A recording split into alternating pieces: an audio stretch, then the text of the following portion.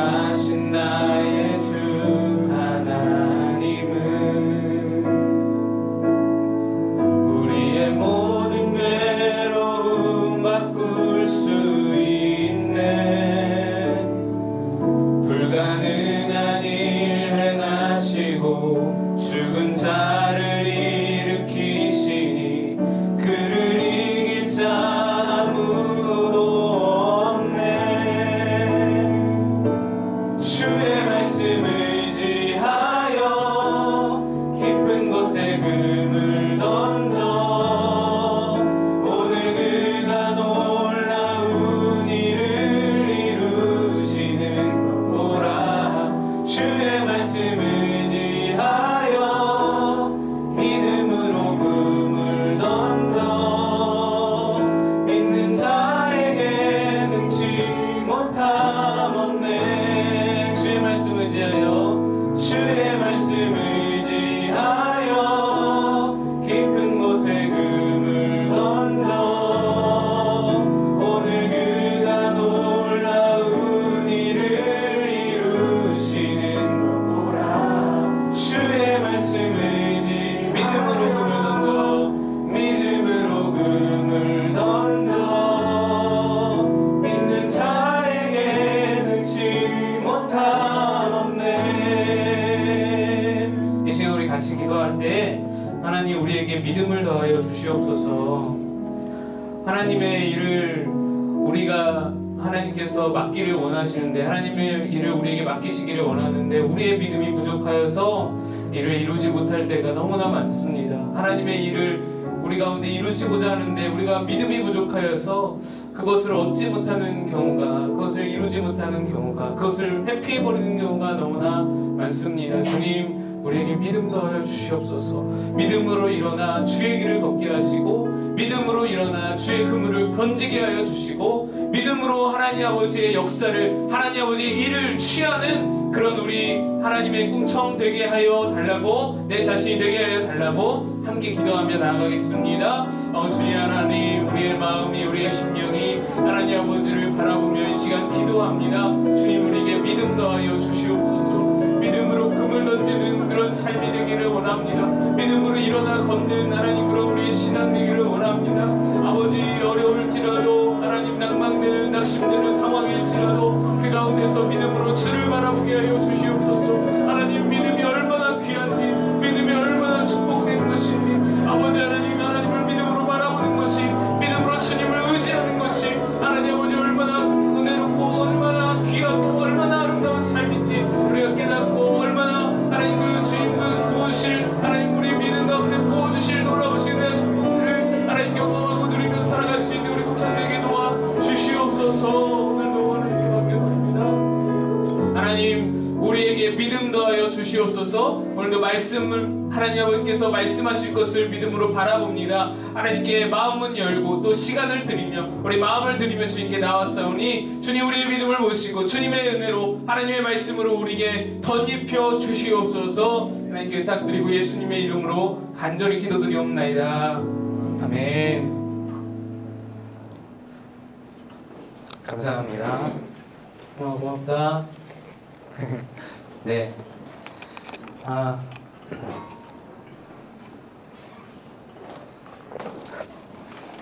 우리 지난주에 뭐 했는지 여러분 기억나세요? 네. 열심히 했죠? 뭘 열심히 했어?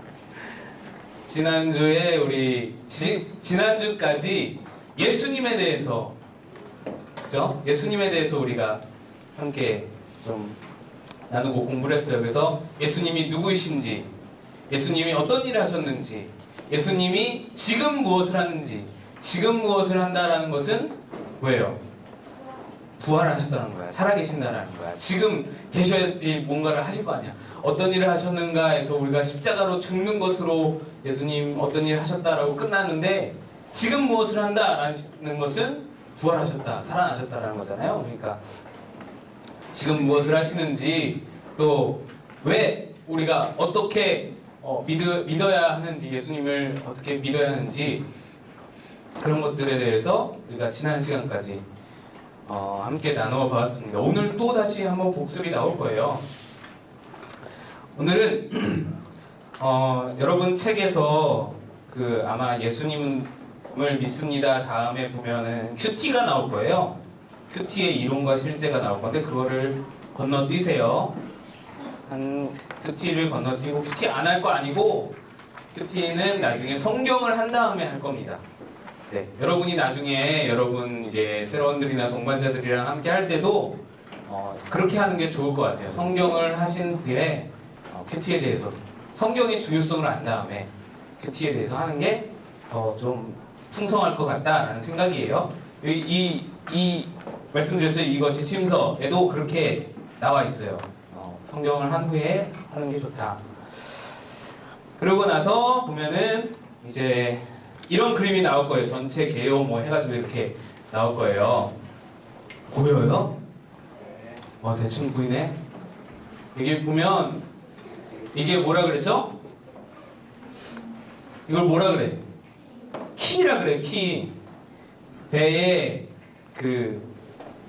움직이는 키, 이 배의 방향을 정하는 키. 그래서 우리는 인생의 배잖아요. 우리 인생은 다 배와 같잖아요. 바다의 인생은 고해고 고해 바다를 떠도는 이 항해하는 것과 같잖아요. 배가. 그래서 인생의 방향을 내가 중심이 돼서 내가 키가 돼서 움직이고 내가 선장이 되어서 움직이면은 내 마음대로 갈 수밖에 없는데 여기 이제 그리스도가 중심돼서 간다라고 해서 그리스도가 중심돼서 이 그리스도를 우리가 지난 시간까지 배운 거예요. 4개 과를 챕터를 통해서. 그리고 그 그리스도를 둘러싸고 있는 것이 뭐예요? 위에가 구원의 확신이에요. 잘 안 보이죠? 구원의 확신, 밑에가 하나님의 속성.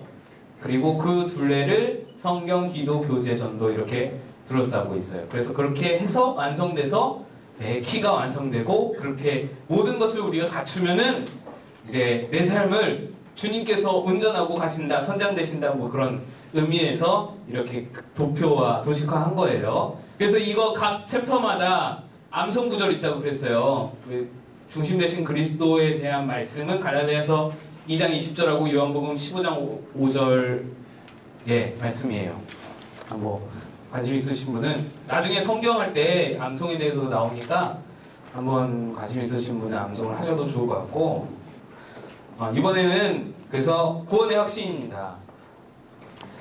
구원의 확신. 여러분 구원의 확신 있어요? 구원 받았어요? 구원의 확신을 점검하기 위해서 책에 보면은 52페이지 보시면 질문들이 있어요. 10가지 질문들. 이 10가지 질문들에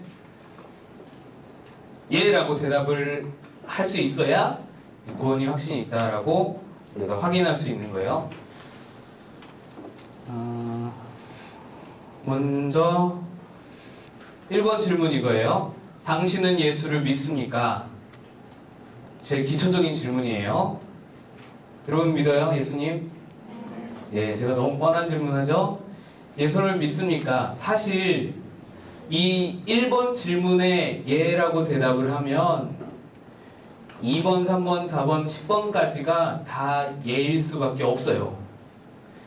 보세요. 1번 질문이 당신은 예수를 믿습니까고 2번은 그리스도가 지금 안에 계십니까? 당신 안에 계십니까고 3번은 죄 용서함 받았습니까? 4번은 하나님의 자녀 됐습니까? 5번은 영생을 얻었습니까? 구원받았습니까? 오늘 죽는다면 천국 갑니까? 성령 받았습니까? 거듭났습니까? 심판받지 않으리라 확신합니까? 이건데 예수님을 믿습니까? 라는 질문에 네 라고 대답을 하면 사실 이 모든 게 해결이 된다고요. 근데 여기에는 자신 있게 대답을 해요. 믿습니다. 예수님 믿습니다. 나 믿어요. 근데 오늘 밤 천국 가냐? 도훈아 오늘 너 죽으면 천국 가니? 라고 물으면 어물쩡물쩡할 수밖에 없다고요. 우리가 갑자기 그렇게 물어보면 너 성령 받았어? 석주야 너 성령 받았어? 라고 물어보면 모르겠다고 말할 수밖에 없어요. 그러니까 이 과정은 물론 예수님을 믿습니까? 해서 잘 모르겠다고 대답이 나올 수도 있어요. 동반자들, 우리 세런들이. 그럴 경우에는 말씀을 이렇게 알려주면서 좀 확신을 시켜주고, 그럼에도 불구하고 잘 모르겠다고 하는 경우에는 이 책에 의하면 다시 시작하라고, 처음부터 다시 시작하라고 나와 있어요. 이게 중요하니까. 이 구원의 확신이, 사실 구원의 확신 없이는 뒤에 모든 거를 뒤에 성경 아무리 기도 교재 아무리 해봐도 소용이 없는 거예요. 구원의 확신이 그토록 중요하기 때문에 시간이 들더라도, 많이 걸리더라도 다시 시작해라, 이렇게 조언하고 있어요. 뭐냐면, 그러니까 볼게요. 구원의 확신은 일단 여러분 안에 있는 구원의 확신은 주관적인 구원의 확신이죠. 주관적인 구원의 확신은 말씀에 근거해야 된다. 뭐에 근거해야 된다? 말씀에 근거해야 된다. 내 감정에 근거하면 안 돼요. 어떤 상황에 근거하면 안 돼요. 그러니까 내가 그날 그 집회에서 이런 걸 느꼈어. 그러니까 난 구원받았어. 이게 아니라 말씀에 이렇게 적혀있어. 난 이걸 믿어. 그래서 구원의 확신이 있어.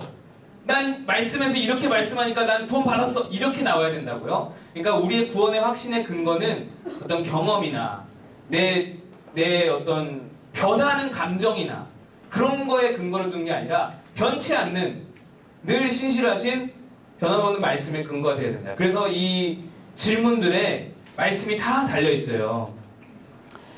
이 52페이지 아래쪽 보면 말씀 구절들이 다 있죠? 여러분들 요거에서 찾아서 번호를 매겨주세요. 지금 나중에 이 질문은 무슨 말씀이지 이게 헷갈리니까 번호에다가 이렇게 매겨주고, 또는 없으면은 그 번호 밑에다가 구절을 써주시고, 그래서 다 연결 구절을 다 매겨주세요. 당신은 예수를 믿습니까? 이 질문에 고린도후서 13장 5절에 너희는 믿음 안에 있는가 너희 자신을 시험하고 너희 자신을 확증하라. 이건 기본 질문이기 때문에 이렇게 나오는데, 믿음 안에 있는가 너희 자신을 시험하라. 그러니까 지금 이렇게 구원의 확신을 점검하는 게 꼭 필요하다라는 거예요. 믿음 안에 있는가 너희 자신을 시험하라고, 너희 진짜로 믿는가 시험하라고 말씀하는 거예요. 너희 자신을 확증하라. 이게 확증되어야 된다. 그게 중요하다 말씀하는 거예요. 예수 그리스도께서 너희 안에 계신 줄을 너희가 스스로 알지 못하느냐. 그렇지 않으면 뭐라고요? 너희는 버림받은 자니라. 이게 좀 무서운 말이죠. 그러면은 이거 여기에 대답 잘 못하면은 난 버림받은 거야? 라고 오해할 수 있는데, 믿음이 연약한 동반자들은 여기서 굉장히 좀 이렇게 깨름직함을 느낄 수 있는데, 그렇지 않고 이거는 예수님을 믿으면 나와 예수님이 상관 있는 관계가 되는 거고, 예수님을 믿는 것이 내 안에 확증되지 않으면, 잘 아리까리하고 애매모호하면 예수님과 내가 그만큼 상관없는 관계가 되어진다. 그 관계가 멀어진다라는 것을 표현하는 거예요. 그러니까 넌 버림받은 거야 이렇게 말하면 안 돼요, 여러분. 잘 설명을 해줘야 돼요. 그러니까 이게 예수님의 관계성이 지금은 상관없다라는 것이다. 그걸 표현하는 거다라고 말씀해 주시면 돼요. 예수님을 믿습니까? 라는 것에 예라고 대답했어요. 예수 그리스도는 지금 당신 안에 계십니까? 두 번째 질문입니다. 선생님 말하기로는 믿습니까? 예라고 대답하면은 이것도 예라고 나와야 된다고 말을 했어요. 왜냐면 예수 그리스도는 지금 당신 안에 계십니까? 왜냐하면 여러분, 믿음은 예수님을 믿습니다. 믿음으로 고백하는 거. 여러분, 믿음이 우리 지난 시간에죠. 지난 시간에 믿음에 대해서 우리 공부할 때 믿음의 구체적인 행위가 뭐뭐뭐뭐 있다라고 말을 했었어요. 기억나요? 기억이 날 리가 없죠?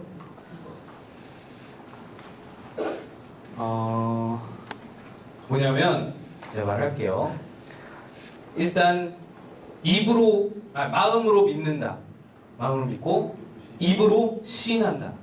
그리고 영접하는 거다. 믿음의 구체적인 행위는 마음으로 믿는 것, 입으로 시인하는 것, 영접하는 것, 그리고 회개하는 것, 그리고 그 후에 세례받는 것, 뭐 이렇게 표현을 했어요. 말씀에 근거해서. 그러니까 예수님을 믿는다라는 것은 영접하는 거예요. 예수님을 영접하는 거예요. 구체적인 행위가. 당연히 예수님이 우리 안에 계신 거죠. 영접했다라는 것이 예수님을 우리 마음 안에 받아들였다는 것이니까 또 한 가지 근거는 성령님이 내주하시지 않으면 예수님을 믿는다고 고백할 수 없어요. 여러분 이건 굉장히 기본적인 사실이에요. 그러니까 내가 내 의지로 난 예수님 믿어요 라고 고백할 수 없다고요. 성령님께서 내 안에 내주하셔서 성령님께서 역사하셔야만 예수님을 믿는다라고 고백할 수 있어요. 나중에 말씀 나와요. 이제 그래서 아무튼 예수 그리스도는 지금 당신 안에 계십니까? 라는 질문에 만약에 좀 헷갈린다 하면은 말씀을 알려주세요. 계시록 3장 20절 볼지어다 내가 문 밖에 서서 두드리노니 누구든지 내 음성을 듣고 문을 열면 내가 그에게로 들어와 그와 더불어 먹고. 그러니까 예수님을 믿는다라는 것은 이미 예수님이 문 두드릴 때 마음을 열었다라는 거예요. 예수님을 믿으면 내 안에 예수님이 계신다라는 거예요. 그 다음, 당신은 죄의 용서함을 받았다고 확신합니까? 네. 이것도 마찬가지예요. 예수님을 믿으면 죄 용서함 받은 것도 당연한 거예요. 우리 안에서 해결된 거예요. 죄의 문제는 먼저 말씀부터 봅시다. 로마서 8장 1절. 그러므로 이제 그리스도 예수 안에 있는 자에게는 결코 정죄함이 없나니 예수 안에 있는 것, 우리 두 번째 문제에서 확인했죠. 예수 안에 있는 자에게는 정죄함이 없다라고 말씀이 증언하고 있는 거예요. 확증하고 있는 거예요. 골로새서 1장 우리가 속리한 곳 죄사함을 얻었도다. 죄의 문제는 여러분 십자가에서 해결이 됐어요. 그죠? 우리 배웠잖아. 십자가의 의미가 뭐다? 대속과 사랑이다 그랬어요. 하나님께서 예수님께서 너희를 위해 우리를 위해서 대속물로 주셨도다라고 말씀하셨고, 두 번째는 너희를 향한 하나님의 사랑을 확증하셨느니라라고 말씀하셨어요. 그러니까 십자가의 의미는 두 가지인데 대속과 사랑이에요. 그게 나중에 제가 말씀드리기로는 공의와 사랑이다 이렇게 말씀드렸는데, 근데 어쨌든 뭔 얘기하려다가 그랬겠지?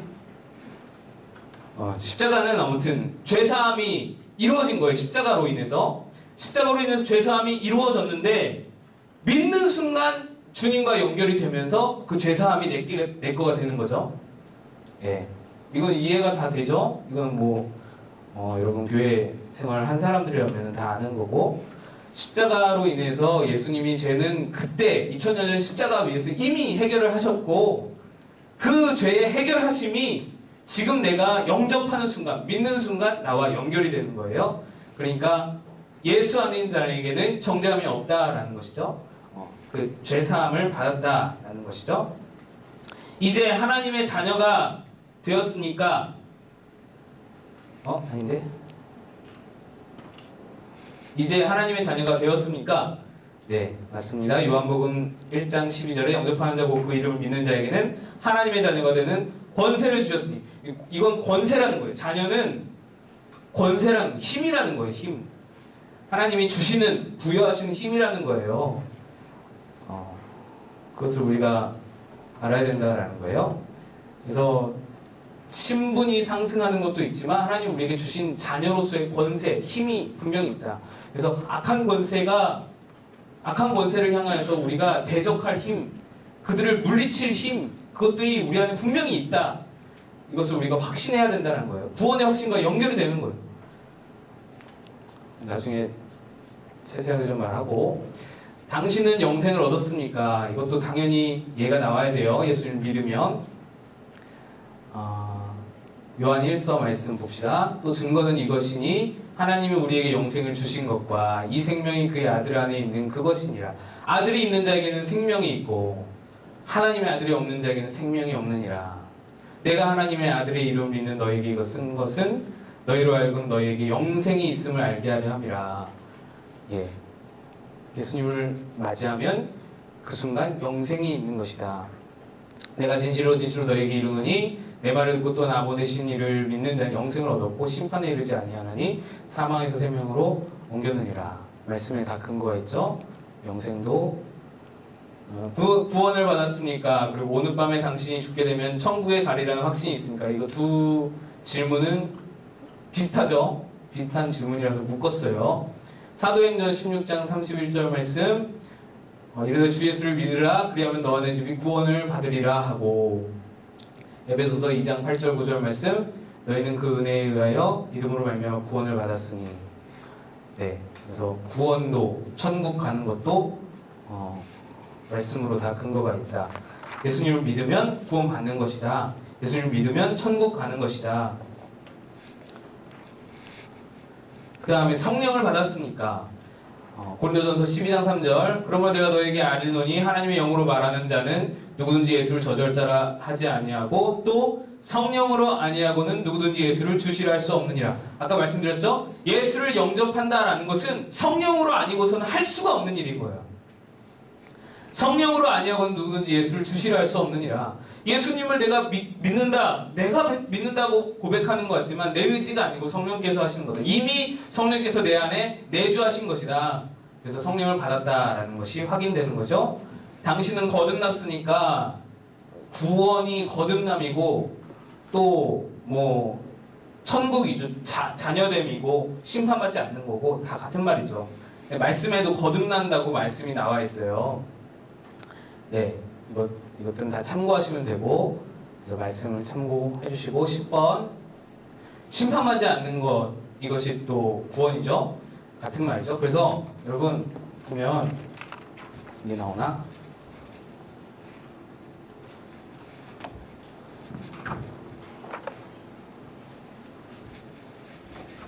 영접 또 뭐 있어요? 믿음, 성령 내주, 성령 내주가 이렇게 우리 안에 거하신다라는 거예요. 이거 다 비슷한 말이죠. 비슷한 말이고, 믿으면, 영접하면, 성령이 내 안에 거하시면, 성령이 내 안에 거하셔야만 믿을 수 있고, 믿어야만 영접할 수 있고, 다 같은 말이에요. 그러면 죄사함을 얻고 속죄를 받고, 그렇죠? 네, 이런 말들 다, 이런 단어들, 속량을 받고, 이런 단어들 다 같은 말이에요. 다 같은 말. 그러면 결과적으로 뭘 얻어요? 구원을 얻고, 거듭나고, 천국 가고, 또 뭐 있어? 심판받지 않고 영생하고, 이게 다 같은 말이에요. 질문들에, 지금 10가지 질문들에 보면은 이 단어만 바꿔서 계속 나오는 거예요. 믿음 하나가 이루어지면, 내가 예수님을 믿습니다 라고 고백되어지면 이게 사실 다 같은 질문이라는 거예요. 그러니까 어떤 질문으로 우리에게 들어와도 우리는 대답할 수 있어야 된다는 거. 그것이 구원의 확신이라는 거예요. 구원의 확신은 뭐에 근거한다? 그리고 말씀. 구원의 확신은 분명히 말씀에 근거해야 돼요. 자, 여기서 이 놀라운 구원의 역사, 이 놀라운 구원의 역사에서 모든 인류를 위하여서, 이 놀라운 구원의 역사를 위하여서 하나님이 하신 일이 뭐예요? 하나님이 하신 일, 예수님이 하신 일, 십자가죠. 십자가 사건. 십자가 사건으로 2000년 전에 이미 죄의 문제를 해결하셨어요. 그죠? 속죄의 문제를 해결하셨어요. 이거를 하나님이 담당을 하셨어. 하나님이 2000년 전에 이미 이 문제를 해결하셨어. 여기서 일로 넘어갈 수가 없는데, 여기서 이걸 거쳐서 이걸로 넘어갈 수가 없는데, 사실 인간은 어떤 방법으로도 일로 넘어갈 수가 없는데, 하나님이 2000년 전에 이 문제를 이미 해결하셔서 다리를 놓으셨어요. 그죠? 근데 이제 우리의 문제가 남았어요. 우리가 할 일은 뭐예요? 우리가 할 것. 믿음, 영접하는 거. 요거예요, 요거. 성령이 아무리 우리 안에서 내주하셔서 역사하셔도 내가 완강히 거절하면은 용서받을 수 없는 거예요. 그래서 성령을 거스르는 죄는 용서받지 못한다고 히브리서에 나오는 거예요. 성령을 거스르는 죄가 용서받지 못한다라는 말씀은 실제로 성령을 어떤 거스르는 죄가 있는 게 아니라 성령이 내 안에서 예수님 믿으라고 충동하시는데, 예수님 영접하라고 충동하시는데, 역사하시는데 그거를 완강하게 거절하면 그게 용서가 될 수 없는 거예요. 용서의 자리로 나아갈 수가 없는 거예요. 그죠? 성령께서 우리 안에서 내주하셔서 역사하실 때 우리가 할 일은 영접하고 믿음으로 받아들이고, 그러면은 하나님이 이루어놓으신 죄사함 가운데 우리가 들어가고 구원을 얻는다. 이게 지금 이 구원의 확신 질문들에서 해당하는 거예요. 자, 넘겨봅시다. 책을 넘겨보면 앞에서 당신은 당신의 마음의 상태에 관해 10가지 질문에 대답함으로 자신이 구원받았음을 확인했습니다. 이제 당신은 그리스도인이 되었습니다. 그리스도인이 되었다는 것은 믿음으로 그리스도를 영접하여 그분이 주시는 사랑과 죄의 용서함을 받았다라는 말입니다. 당신이 그리스도에게 당신의 지성과 감성과 의지로 헌신하는 것입니다. 다시 말해 당신의 전 인격을 그리스도에게 내어드리는 것입니다. 그러니까 하나님을, 예수님을 믿는다라는 것은 전 인격을 드리는 거라고 지금 책에서 말하고 있어요. 전 인격이 뭐냐? 내 지성과 내 감정과 내 의지를 드리는 거다, 이렇게 말씀하고 있어요. 네. 우리 그 밑에 나와 있는 예시가 뭐냐면 결혼 관계에서도 그렇지 않냐. 여러분, 어떤 남자를 만났어요. 여자를 만났어요. 이제 결혼을 해야 돼. 물론 옛날에는 알지도 못한 채로 눈 가리고 그냥 가마 태우고 와가지고 그냥 얼굴 처음 본 날 그냥 바로 결혼하기도 하고 그랬지만, 사실 그거는 좀 성경적이지 않은 것 같아요. 물론 성경에도 그런 예가 나오긴 하지만 별로 하나님의 뜻이 아니라고 저는 생각이 들어요. 일단 알아야지, 그죠? 알아야지. 사람을 알아야지. 어떤 사람인지 알아야 뭔가 일이 그 다음에 진척이 되죠. 알아야 느끼고, 알아야 뭔가 감정이 싹트고. 예, 그쵸? 지성이에요, 지성. 우리 전 인격 중에서 지성, 지적인 거. 그 다음에는 뭐예요? 감정이에요, 감정. 이제 이 사람을 알고 보니까 직장도 좋고 잘생겼고 키도 크고 성격도 괜찮아. 너무너무 좋아. 근데 그 사람이 날 이렇게 터치했는데 내가 솟아치기 싫어. 느낌이 완전 이상해. 이거 뭐예요? 이러면 결혼할 수 있어요? 못해요, 이거. 여러분, 그럼에도 불구하고 뭐 다른 조건들 보고 이제는 그런 사람 없죠? 네, 그러면 안 돼요. 정말로 100% 후회합니다. 근데 이제 감정이에요, 감정. 감정이 느껴져야 돼요. 아, 저 사람 좋다.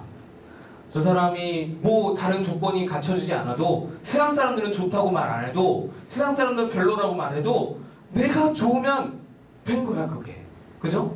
감정이 있어야 돼. 뭔가 관계를 맺기 위해서는, 관계가 진척되기 위해서는, 하나님이 나를 구원하셨다라는 확신이 내 안에서 자리 잡히기 위해서는 감정이 있어야 돼. 하나님께 느껴지는 감정이, 감정적인 체험이라고 해요. 그 다음에 이제 결혼을 하기 위해서, 자, 이제 이 사람을 알았고 충분히 알았어요. 한 3개월간 교제도 하면서 충분히 알았고, 감정적으로도 내가 좋아하는 것을 확인을 했고, 감정적으로 좋은 게 느껴지고 그랬어. 이제 결혼을 하려고 해. 결혼할 때 뭐가 알아요? 의지가 필요해요, 의지가. 내가 이제는 혼자 사는 기쁨을 다 내려놓고 이 사람과 둘이서 함께 가족을 이루고 살겠다라는 의지, 이 결단이 필요하다고. 아이를 낳거든 내 모든 혼자만의 시간을 다 제쳐두고 아이를 위해서 내 시간을 할애하겠다, 헌신하겠다라는 그 의지. 여러분, 결혼식장을 가는데도 의지가 필요하고요. 결혼식을 준비하는 중에도 뭐 예단 무슨 뭐 그런 거 있잖아. 여러 가지 결정하고 하면서도 굉장한 의지가 필요해요. 그래서 지금은 더 할 거야 아마. 제가 지금 올해 12월 15일이면 결혼 10주년이 되거든요. 그래서 큰일이야. 10주년에 뭘 해야 될지 지금. 여러분들 좀 조언을 좀 해주시면 좋겠고, 돈을 대충 모으고 있는데 좀 알려주세요. 내가 해본 적이 없어가지고. 근데 어쨌든 10주년이라서 10년 전에 내가 결혼할 때 웨딩 플래너랑 이렇게 얘기를 하고 그러잖아요. 뭐 이제 스드메 하고 뭐 그러잖아요. 웨딩 플래너랑 같이 이제 다니고 있는데 웨딩 플래너가 그런 거야. 여기 두 분은 정말 너무 선하고 정말 행복하게 잘 사실 것 같다고. 근데 이 직전에 정말 저도 너무 힘들었다고 막 그러면서 얘기를 하는 거예요. 두 분이 괜찮았어. 근데 물론 성격이 두 분 다 굉장히 세가지고 좀 그러긴 했지만 아슬아슬해 보이긴 했지만 그래도 괜찮아서 겨우겨우 어떻게 해서 와가지고 결혼 이제 이틀 전이 된 거예요. 근데 갑자기 깨진 거예요. 갑자기 깨진 거예요. 그럴 수가 있다라는 거예요. 근데 그런 경우가 종종 있다라는 거예요. 간혹가다 결혼 하루 앞두고 결혼 이틀 앞두고 이게 깨지는 경우가 있다라는 거, 발생할 수 있다라는 거예요. 사람 일 모릅니다, 여러분. 정말로 우리 이미 청첩장 받은 사람들 있죠? 끝까지 기도해줘야 돼요. 축복해주고 정말로 위에서 중보해주고 기도해주고. 사람 일 모르는 거예요. 의지가 필요해서 그래요. 거기까지 나아가는데도 의지가 필요해요. 하나님도 마찬가지야. 하나님도 하나님을 알아. 지적으로 알아. 이제 하나님이 이런 분이 있구나 알고 그 다음에 하나님을 감정적으로 체험을 해서 느꼈어. 하나님 좋아. 그런 게 느껴졌어. 그 다음에 의지적인 결단이 필요해. 여자가 남자한테 요구하는 거야. 야, 너 나랑 결혼하려면 담배 끊어. 그러면 어떻게 해야 돼? 의지적으로 이걸 끊어야지 결혼할 수 있는 거예요. 하나님이 우리에게 요구하실 수 있잖아요. 너 나랑 관계 맺기 위해서는 이런 거 이제 버려야 돼. 정산해야 돼. 그럴 때 이제 의지가 필요한 거예요. 결단이 필요한 거예요. 자, 그래서 지, 정, 의 이 세 가지가 필요하다. 구원의 확신 이것이 유지되기 위해서 우리에게 지, 정, 의 필요하다. 지적인 이해 뭐냐? 하나님을 아는 게 필요하다. 하나님을 공부했어요. 우리 예수님에 대해서 우리 그리스도에 대해서 예수님은 누구십니까? 예수님은 어떤 일 하셨습니까? 예수님은 지금 무엇을 합니까? 예수님 믿습니다 라고 해서 우리 공부했어요. 그것이 바로 지적인 이해예요. 봅시다. 여기네. 복습이라고 써놨죠 제가. 예수 그리스도는 누구십니까? 이게 다 지난번에 봤던 말씀들이에요. 예수는 자신을 어떻게 소개하셨습니까? 나와 아버지는 하나다라 라고 말씀하셨죠. 예수님을 알아야 우리가 믿음도 갖고 관계도 맺으니까 또 예수님이 이렇게 말씀해요. 나를 본 자는 아버지를 보았거든요. 그러니까 하나님과 예수님이 하나다 이렇게 말씀하셨어요. 예수님 주위에 있던 사람들은 그분을 어떻게 소개했습니까? 배에 있는 사람들이 예수께 절하며 이르되 진실로 하나님의 아들이소. 이건 풍랑을 잠잠케가 아니라 무리로 걸어오신 예수님을 보고 나서 제자들이 한 말이에요. 하나님의 아들로소이다 진실로. 이거 마태복음 27장은 예수님이 십자가에 돌아가시고 나서 막 지진이 일어나고 휘장이 막 찢어지고 그런 순간에 백부장이 한 말이에요. 이는 진실로 하나님의 아들이었어. 백부장은 그 사형 집행을 관장하는 대장인 거예요. 군인 대장. 그 사형 집행을 이렇게 관리 감독하는 그래서 로마 백부장이 이런 고백을 했다 그거죠. 요한복음 20장의 말씀은 도마가 나는 예수님 못자국에 손 넣어보지 않고 창자국에 손 넣어보지 않으면은 난 못 믿는다. 부활을 못 믿는다라고 했을 때 예수님 나타나서 손 넣어봐라. 자 넣어봐라. 이렇게 해서 도마가 그때서야 나의 주님이시오 나의 하나님이시다. 이렇게 고백했었죠. 예수님은 이런 분이다. 하나님의 아들이다. 나와 아버지는 하나다라고 말씀하셨고 또 하나님의 아들이다. 또 나의 주님이다. 인간의 주님이다 라고 말씀하고 있는 거예요. 예수님은 어떤 일 하셨습니까? 이거 다 지난번에 공부한 거라서 좀 빨리 넘어갈게요. 지상생애 공생애 동안에 우리 뭐라 그랬어요? 공생애 동안에 예수님 하신 일. 그래 가전제품 고치시. 감사해요. 감사해요. 가르치고 전파하고 고치셨다. 그래서 가전제품 고쳤다라고 제가 말씀드렸죠. 예수님은 이 땅에서 이사야 61장 말씀, 가난한 자에게 아름다운 소식을 전파하시고 포로된 자에게 노임을, 갇힌 자에게 자유를 선포하시며 슬픈 자를 위로하며, 이 말씀이 예수님의 사역이었다라고 말했어요. 예수님의 미션이었다. 그래서 예수님 그대로 행하셨다라고 말씀드렸어요. 공생애 동안에 예수님은 그런 일을 하셨어요. 많은 선한 일을 하시고 또 복음을 전파하시고 가르치시고 치유하시고 고치셨다. 이런 일들을 하셨죠. 그리고 클라이막스로 예수님이 하신 일은 모든 인류를 위해서 십자가에 죽으신 것. 여기 나오네. 또 십자가의 목적은 뭐라고? 대속과 사랑. 인자가 온 것은 섬김을 받으려 함이 아니라, 예수님이 왕이신데 하나님의 아들인데 신의 아들인데 그분이 온 게 대접받고 섬김을 받으려 온 것이 아니라 많은 사람을 위해서 자기 목숨을 대속물로 주려 합니다. 대속, 이게 공의와 연결된다고 말씀드렸어요. 뭐냐면 우리는 심판, 처벌을 받아야 되는 죄인이야. 우리가 예수님처럼 십자가에 다 한 명 한 명이 다 죽어야 되는, 처벌받아야 할 죄인인 거예요. 하나님 입장에서 보면.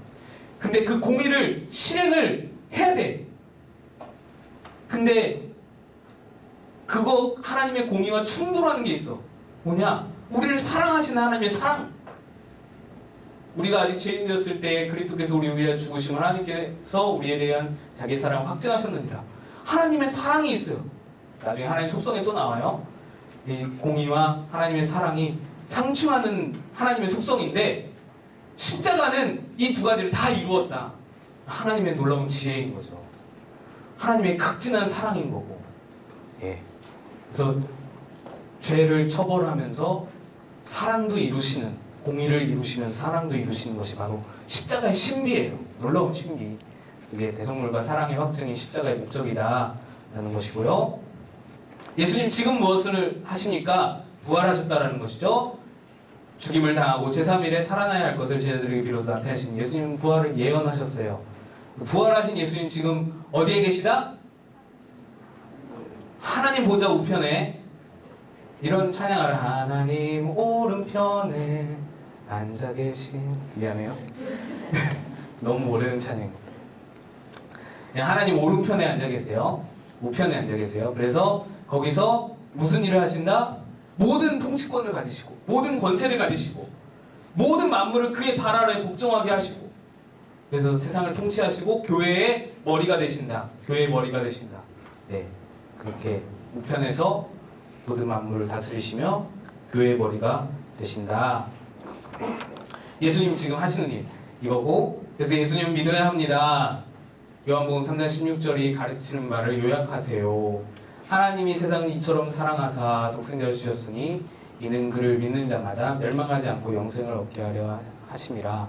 예수님을 믿어야 된다. 이거 우리 다 했던 것을, 이게 지적인 이해라는 거예요. 하나님을 이렇게 알아야 된다. 예수님을 알아야 된다라는 거예요. 그 다음에 감정적인 체험.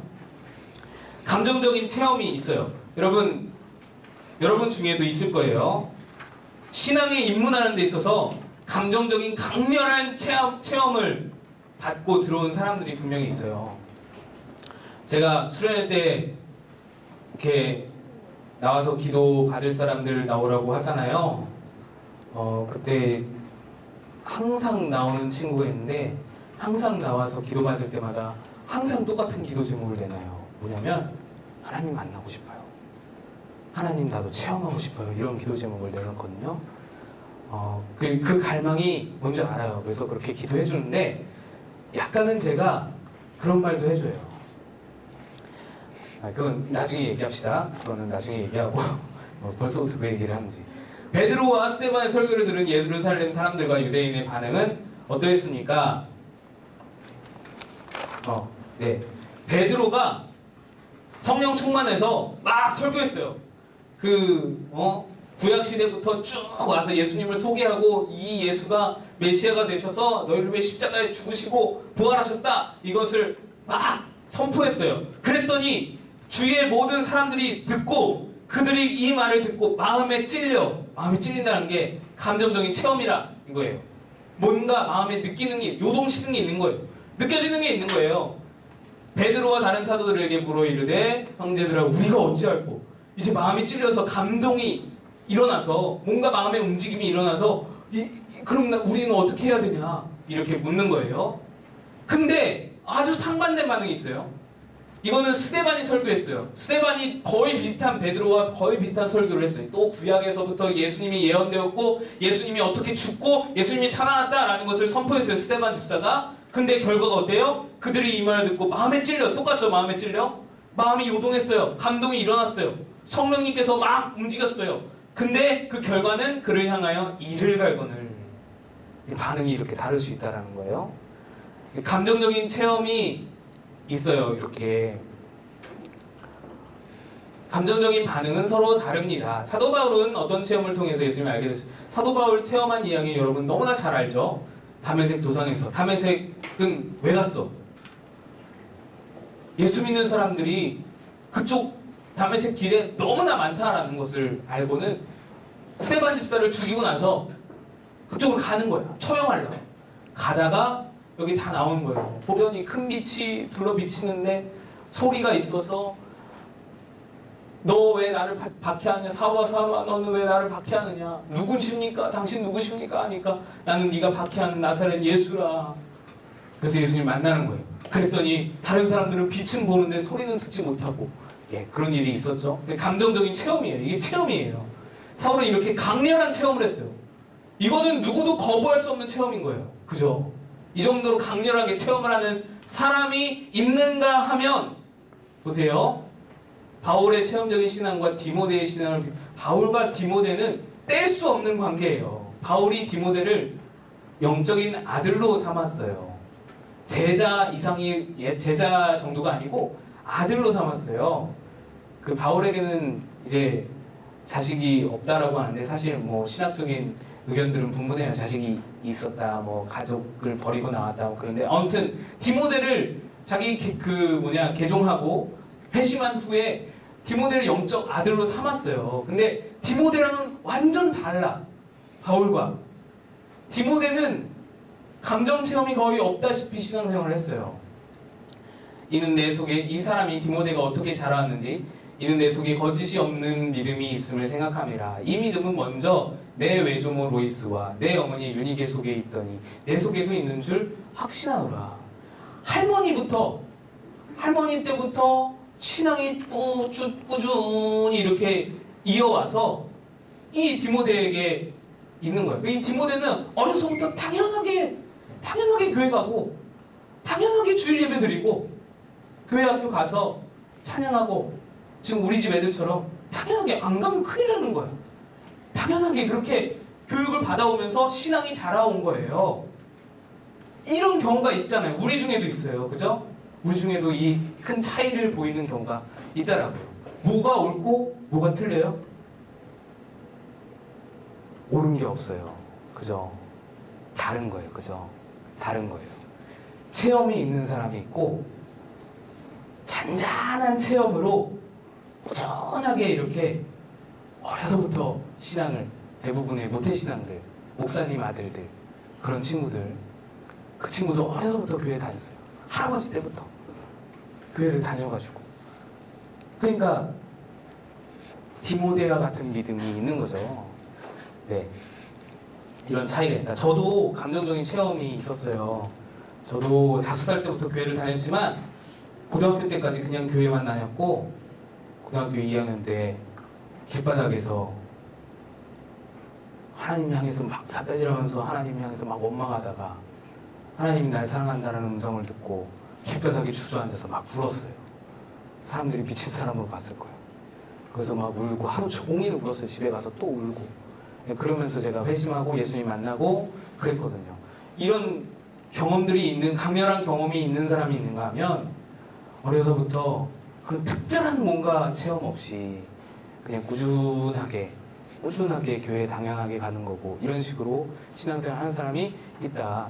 이게 뭐가 좋고 나쁘고가 아니고 뭐가 옳고 그르고가 아니고 다른 거다. 이걸 말하는 거예요. 감정적인 체험이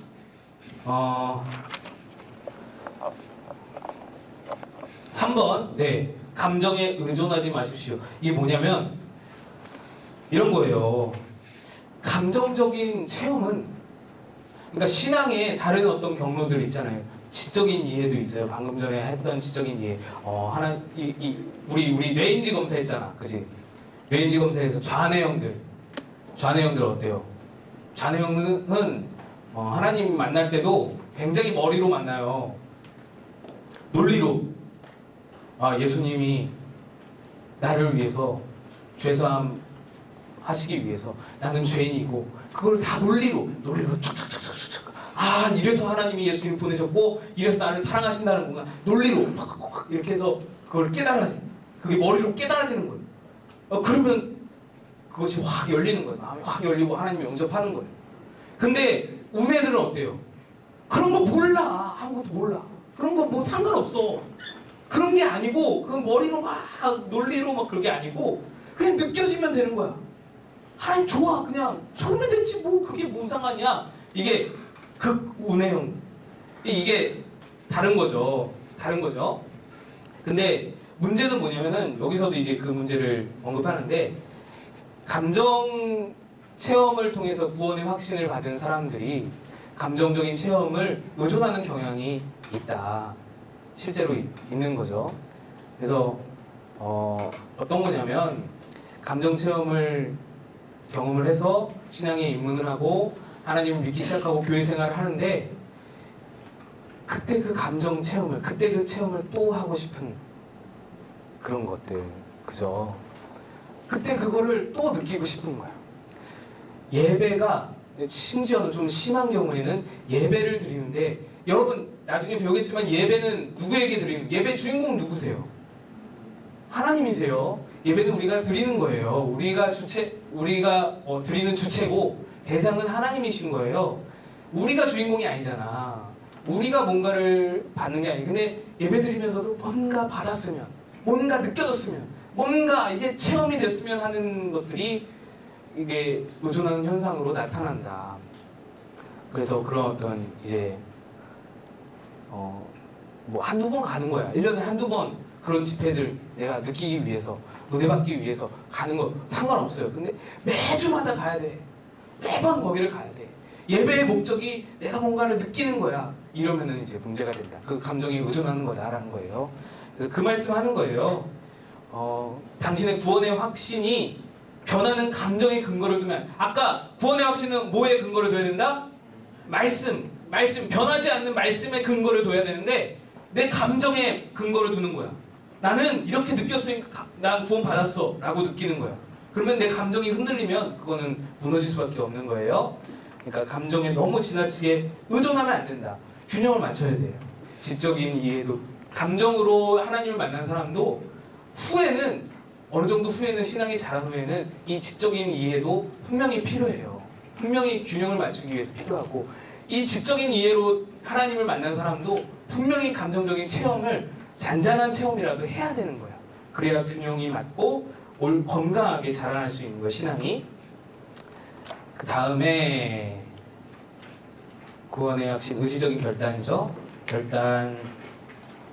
예수님은 젊은 관원에게 어떤 의지적 결단을 요구하셨습니까? 다 팔아라. 가난한 자들에게 나눠줘라. 하나님은 이 정도는 아니지만 우리에게도 의지적인 결단을 요구하신다. 그것이 구원의 확신을 위해서 필요하다.